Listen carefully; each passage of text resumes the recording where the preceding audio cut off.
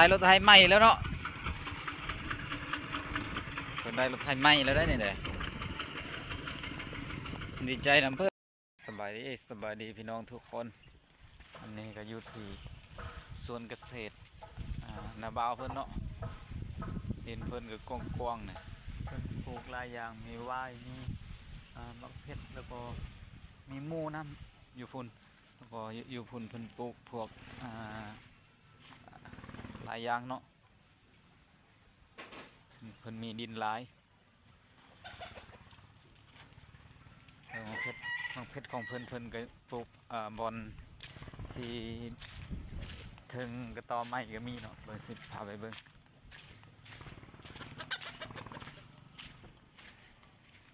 นี่อยู่ถึงตอไม้ปลูกแล้วก็มีต้นมะพร้าวแล้วก็มีมะม่วงลายเนาะนี่ก็มีมันเพิ่นมาเฮ็ดอยู่นี่เนาะเอากระทาพี่น้องมายามเนาะหรือว่าเพิ่นว่าสิเอามายามเนาะเลยทาเพิ่นอยู่นี่เดี๋ยวเพิ่นมีหลายต้นมะม่วงต้นยังเพิ่นปลูกแต่ว่ายังบ่ทันใหญ่เทื่ออีก2-3 ปีคงจะได้กินอยู่พุ่นกันหลายเพิ่นปลูกเนาะ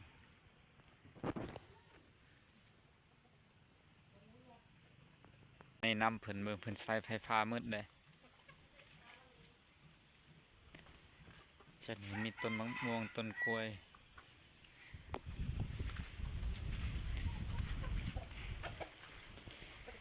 อันนี้แม่นเพิ่นขุดมื้อเสาร์นี่เนาะนี่เพิ่นขุดมื้อเสาร์นี่เลยเพิ่นสิปลูกผักน้ำปลาเด้ผักน้ำห้วยเด้นี่เพิ่นสิปลูก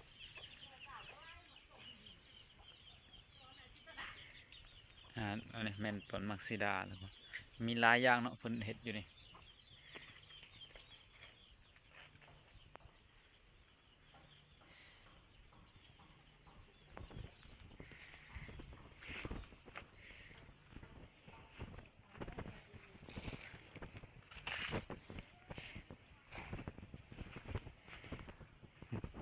นี่แต่ในวันนี้กินมืดเพิ่นปลูกพวกมะม่วงพวกน้องเพิ่นก็กว้างได้น้องนึงนี่ประมาณ1 เฮกตาร์ต่อน้องน่ะกว้างน่ะน้ำเพิ่นก็บ่ขาดเคินเนาะเพิ่นน้ำเพิ่นเจาะอีกเพิ่นดูดออกจากน้องอีกเนาะ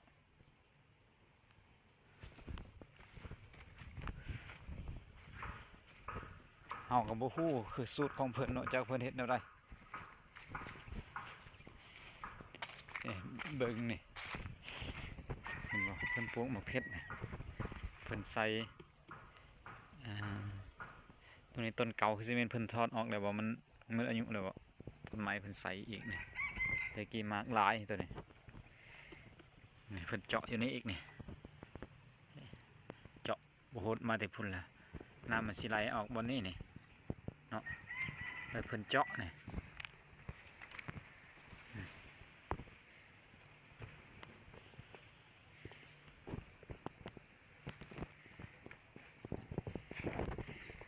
มีแต่กระตอปลูกหมกเพชรมึดถึงตอนี่น้องเพิ่นลายเด้มี4-5 น้องหมดเลยนี่ก็เม่นมึดอยู่นี่ก็เม่นมึดอยู่นี่ก็เม่นมึดพุ่นอยู่พุ่นลังน้องใหญ่อีก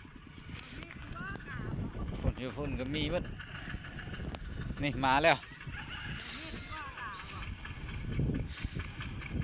ป้าได้รถไถใหม่แล้วเนาะได้รถไถใหม่แล้วได้เนี่ยเด้ดีใจนำเพิ่นเนาะ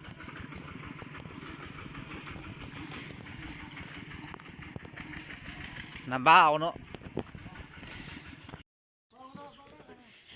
ป้องต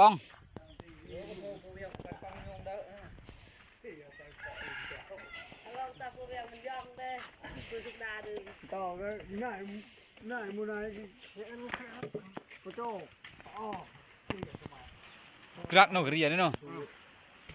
ก้อนก่อนโอ้ เกยเลย แม่ของฝากคัก ถือโทรอันขึ้นหนักไว้ดอก กระเรียบักงามๆนี่ขอบใจเด้อได้แล้วเพิ่นให้ทั้งกระเรียนี่ลูกคอเบิ้งนี่500 บาทอีกพักให้นี่เพิ่นดีใจเด้ได้รถใหม่เด้ก็เลยให้เงิน500 บาทวันนี้คือประมาณนั้นเลย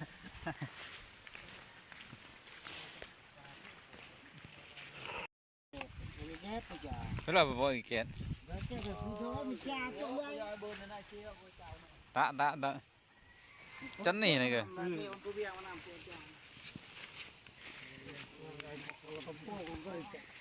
เอามุดเอาไล่ตอนนี้เพิ่นกำลังสิปลูกจักปลูกนี่ยังนี่กำลังย้อนเดียวนี่แก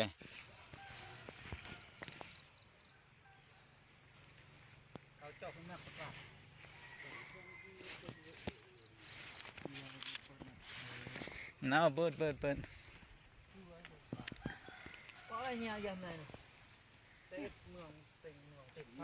ตีในเมืองน่ะ ต่อไผ่เกตเลย ตุบเรือ ไผ่เกตมีผักมีหญ้าเพิ่นหลายอยู่นี่เพิ่นเฮ็ดเป็นร่อง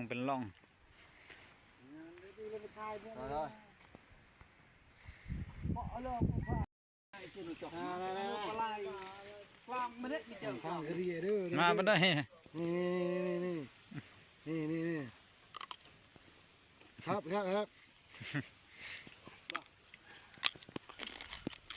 ว่าพันไม่ได้ไปเจอตรงระยะพันเลย